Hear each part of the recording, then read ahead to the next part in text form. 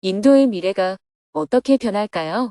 2024년 2월 15일 석가족과 대화, 상카시아 현지인을 위한 증문즉설. 안녕하세요.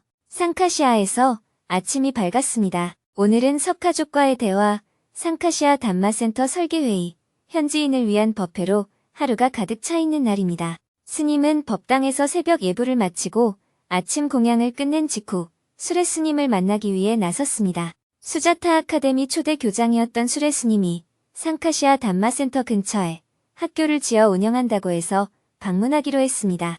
건물 입구에서 학교 학생들과 수레 스님이 기다리고 있었습니다. 수레 스님은 현재 230여 명이 재학 중이고 그중 80명이 기숙하는 학교를 운영하고 있었습니다.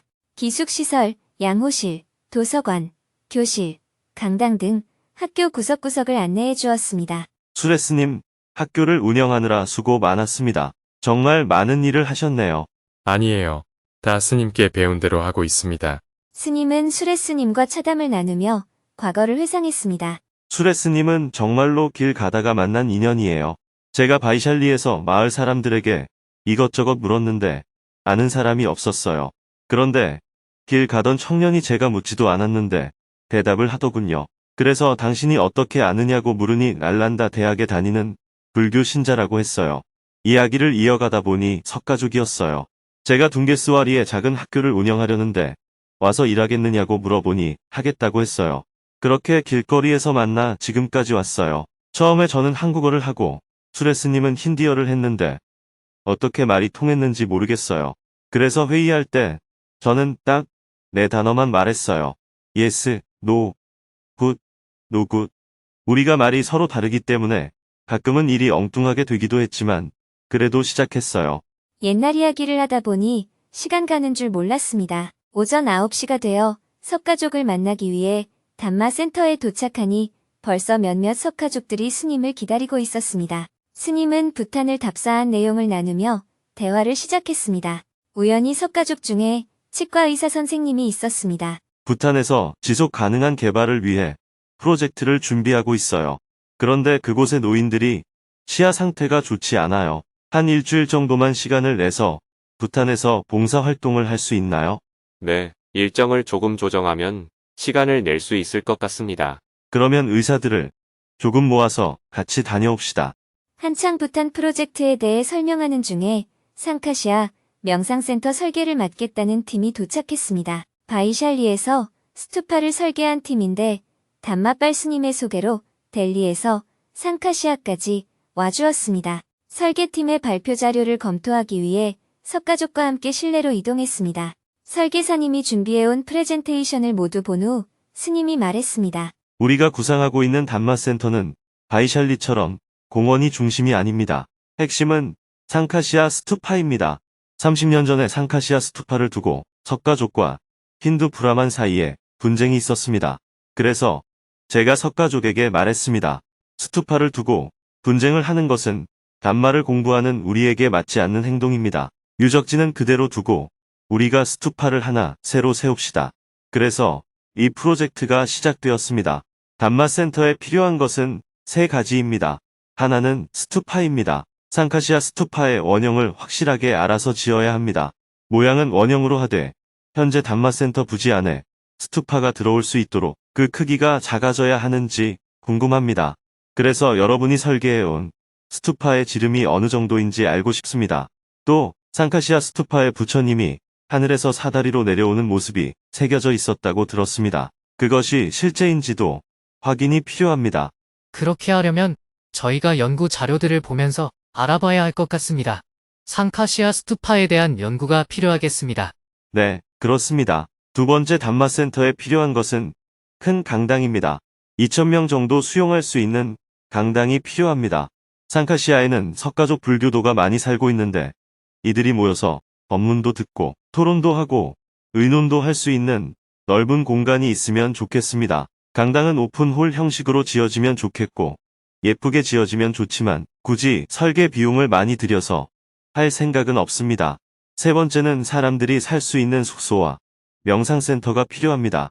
그래서 명상센터는 스투파 안에 넣을 수 있는지도 검토가 필요합니다. 처음에는 이 정도 부지면 가능할 줄 알았는데 구상을 하다 보니 부지가 조금 작을 수도 있겠습니다. 일단 땅을 같이 보면서 설명하겠으니 아이디어를 더 주시기 바랍니다. 스님은 단마센터 부지를 둘러보며 설계사님과 여러 가지 아이디어를 의논했습니다. 이 땅이 도로보다 낮은 곳에 있어서 비가 오면 물이 들어올 거예요. 제 생각에는 이 땅을 흙으로 채우기는 어려우니 부지의 골격을 세워서 높인 다음에 건축을 해도 될 것 같아요. 네, 스님, 제가 연구해 보겠습니다. 산을 깎아서도 집을 짓고 물속에도 집을 짓는데 이렇게 평평한 땅에서 무엇을 못하겠습니까? 저는 건축 설계업을 20년 했습니다. 시간을 주시면 제가 연구해서 설계도를 다시 보여드리겠습니다. 저에게는 건축 아이디어가 많이 있습니다. 우리는 비용을 많이 쓸 수 없습니다. 예쁘게 지어지면 좋겠지만 우리는 디자인을 크게 중요하게 생각하지 않습니다. 디자인 비용 없이 제가 설계를 해보겠습니다. 저도 석가족이고 단마를 공부하는 일원으로서 조금이나마 기여하고 싶습니다. 일단 제게 시간을 주십시오. 설계사님과 현장 답사를 하며 이야기를 나누다 보니 어느덧 오전이 훌쩍 지났습니다. 단마센터에는 제법 많은 석가족이 모였습니다. 사부지와 바나나, 짜이 등으로 요기를 하고 단마발 스님절로 이동하여 법회를 시작했습니다. 스님은 참석한 석가족들이 어느 지역에서 왔는지 일일이 확인한 후 반갑게 인사를 나누고 대화를 시작했습니다. 먼저 부처님의 가르침이 무엇인지 자세하게 설명했습니다. 부처님 가르침의 가장 핵심 목표가 무엇일까요? 죽어서 좋은 곳에 가는 걸까요? 아닙니다. 돈을 많이 벌고 높은 지위에 앉는 것일까요? 아닙니다. 부처님 가르침의 목표는 니르바나를 증득하는 겁니다. 니르바나란 모든 괴로움이 사라져버린 상태를 말합니다. 어떻게 하면 괴로움이 없어질까요? 사실을 사실대로 알면 괴로움이 사라집니다. 괴로움이 생기는 원인이 무엇일까요? 사실을 사실대로 알지 못하기 때문입니다. 사실을 사실대로 알기 위해서는 깨어 있어야 합니다. 그래서 알아차림이 매우 중요합니다. 8가지 바른 길에 대해서 알아차림을 늘 유지해야 합니다. 부처님의 가르침은 어떤 교리나 지식이 아니고 내 괴로움이 사라지도록 하는 것입니다. 부처님 가르침의 가장 핵심이 무엇일까요? 내가 지금 화가 막 나는데 어떤 것을 알게 되니까 화가 사라져 버렸거나 누군가를 미워했는데 어떤 것을 알게 되니까 미움이 사라져 버렸거나 누군가가 돌아가셔서 슬픈데 어떤 것을 알게 되니까 슬픔이 사라져 버렸거나 이럴 때 그것을 붓다 담마라고 말합니다. 불교 지식이나 교리를 안다고 해서 괴로움이 사라지는 것은 아닙니다. 그러나 오늘날 우리는 불교 지식이나 교리를 가지고 붓다 담마라고 잘못 알고 있습니다. 그것은 불교에 대한 지식일 뿐 붓다 담마는 아닙니다. 그럼 수많은 불교의 지식 가운데 정말 붓다 담마라고 할 수 있는 가장 핵심이 무엇인지 조금 더 들여다보겠습니다. 그것은 부처님께서 보리수나무 아래에서 깨달음을 얻었다고 할 때 그 깨달음의 내용입니다. 부처님께서는 무엇을 깨달았기에 모든 괴로움이 사라져 버렸을까요? 부처님께서 깨달은 것은 바로 연기법입니다. 연기법이란 이 세상의 모든 존재가 단독 존재가 모여있는 집합이 아니고 모든 것이 서로 연관되어 있다는 것입니다. 부처님께서는 자신이 깨달은 내용을 개송으로 이렇게 읊으셨습니다. 이것이 있으므로 저것이 있고 이것이 없으면 저것도 없다. 이것이 일어남으로 저것이 일어나고 이것이 사라지면 저것도 사라진다. 이것이 있으면 저것이 있고 이것이 없으면 저것도 없다는 것을 한마디로 정리한 것이 아나따, 무아입니다. 이것이 일어남으로 저것이 일어나고 이것이 사라지면 저것도 사라진다는 것을 정리한 것이 아니짜, 무상입니다. 우리가 연기법을 안다는 것은 아니짜와 아나따를 안다는 것을 뜻합니다. 아니짜와 아나따를 알면 모든 괴로움이 사라져 버립니다. 모든 괴로움이 사라진 상태를 열반이라고 합니다. 불교에서 가장 중요한 3가지 보배가 무상, 무아, 열반입니다. 만약 연기법을 모른다면 괴로움에서 벗어날 수 없습니다. 이것을 일체가 모두 괴로움이라고 해서 일체계고라고 표현합니다. 이것이 부처님 가르침의 가장 핵심적인 내용입니다. 제가 이렇게 얘기를 길게 하는 것은 담마가 중요하다는 것을 말씀드리고 싶어서입니다. 우리는 담마를 알아야 하고 단마를 경험해야 합니다. 단마를 경험하는 것을 수행이라고 합니다. 물론 수행을 하려면 법당도 필요하고 불상도 필요합니다. 그러나 더 중요한 것이 무엇인지 알아야 합니다. 법당이 아닌 나무 밑에 앉아 있더라도 단마를 알고 있으면 그 사람이 수행자이고 그곳이 절입니다. 우리가 모이는 장소로 사용하기 위해 공간이 필요한 것이지 공간이 단마는 아닙니다. 앞으로 건물을 지어야 단마센터가 있는 것이 아닙니다. 우리의 마음이 늘 깨어 있으면 우리는 언제나 단마와 함께 있는 것입니다. 그곳이 곧 단마센터입니다. 부처님의 법이 우리의 일상생활을 떠나 있는 것이 아닙니다.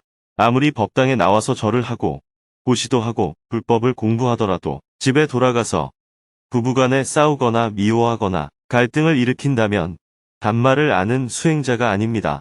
단마센터는 여러분이 단마를 공부하고 그것을 체험하기 위해 필요한 것입니다. 우리가 절이라고 이름 붙이지 않고 단마센터라고 이름 붙인 이유는 단마를 제대로 실현해 보자는 취지입니다. 여기까지 법문을 한 후 석가족들의 질문을 받았습니다. 다양한 질문들이 쏟아졌습니다. 그중 한 명은 인도가 앞으로 어떻게 변화할 것인지 스님의 예측에 대해 궁금해했습니다. 인도의 미래가 어떻게 변화할까요? 스님은 전 세계를 다니시고 인도에도 여러 번 다녀가셨습니다.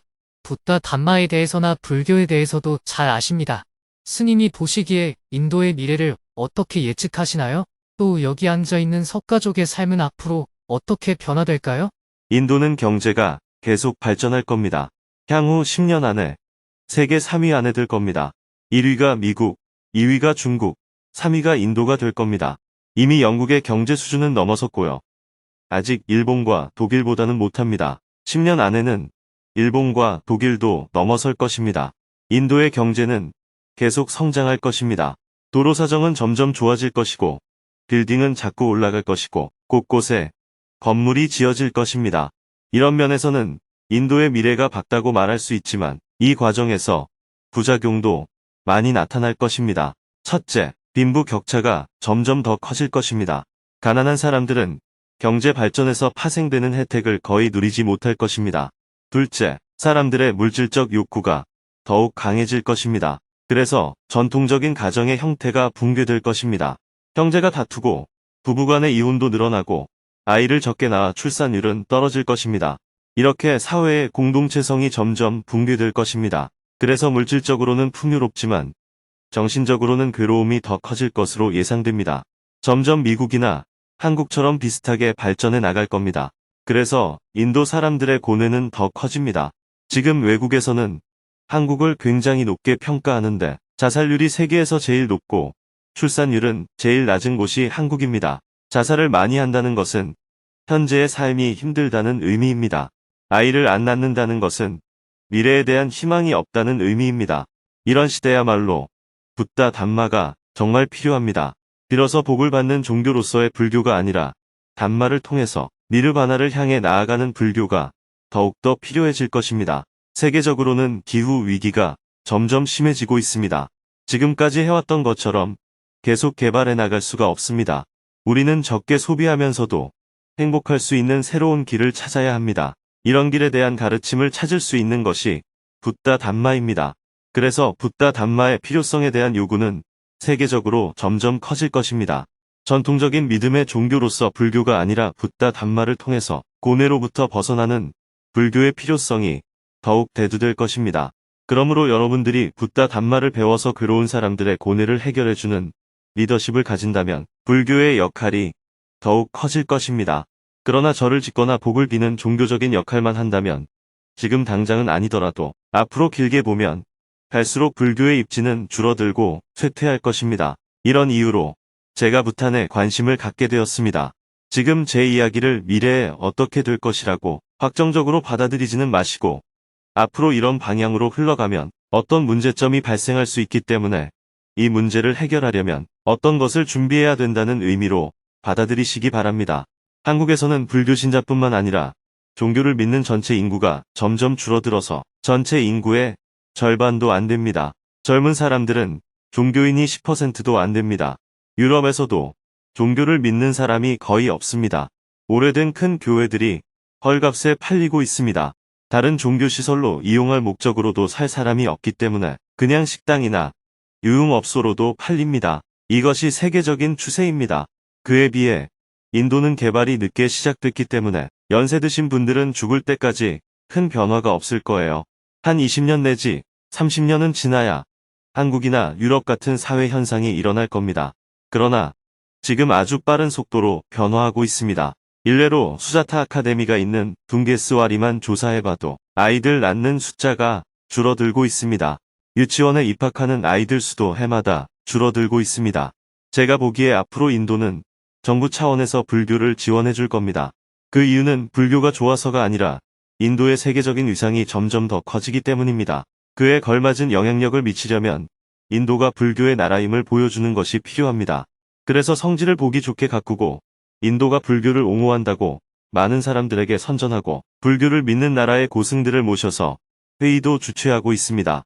그러나 정작 붓다 담마를 전하는 일에는 관심을 가지지 않습니다. 그 결과 정부의 지원을 받아서 절은 점점 커지지만 불교의 정체성을 잃어버릴 가능성이 있습니다.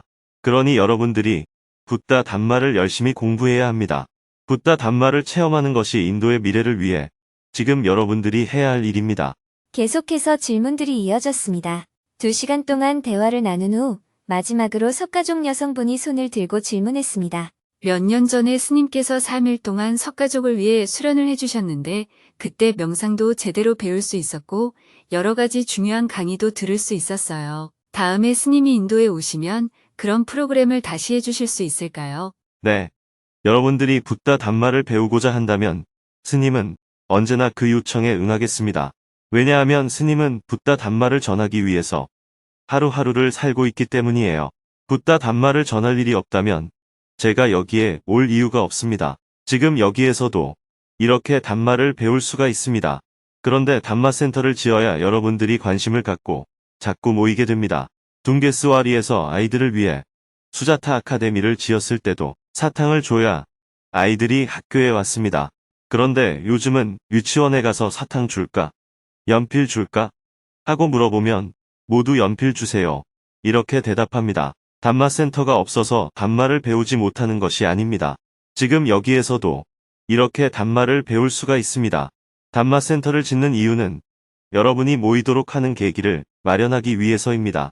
석가족들이 불교에 많은 관심을 가지려면 담마센터가 지어지고 스투파가 지어져야 우와 하면서 자주 모이게 되는 겁니다. 그러니 담마센터는 미끼에 불과합니다. 어느덧 법회를 마칠 시간이 되었습니다. 스님은 참석한 석가족 한 명 한 명에게 악수를 건네며 인사를 나누고 함께 기념사진을 찍었습니다. 법회를 마친 후 스님은 다른 설계팀과 상카시아 담마센터에 관련해 2번째 회의를 했습니다. 약 1시간가량 회의를 마치고 저녁 공양을 한 후에 스님은 상카시아에 살고 있는 정토행자들을 모아서 담마센터 설계에 관해 약 1시간 30분 동안 세세하게 이야기를 했습니다.